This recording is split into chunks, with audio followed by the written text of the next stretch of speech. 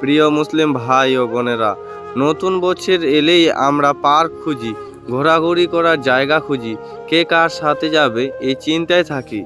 কিন্তু একবারও ভাবি না যে আমার রব খুশি নাকি। পার্কে আজ কি হচ্ছে? মেয়ে ছেলে হাত ধরে হাঁটে, হাসি, সেলফি, আর শয়তান খুশি হয়ে হাততালি দেয়। ওই হাসির পেছনে আছে জাহান্নামের আগুন, ওই হাত ধরার পেছনে আছে আল্লাহর গজব। তুমি বলো এটা প্রেম, ইসলামে বলে এটা হারামের শুরু। যে বছর শুরু হয় নামাজ ছাড়া, পর্দা ছাড়া, লজ্জা ছাড়া, সে বছর শেষ হয় কান্না দিয়ে।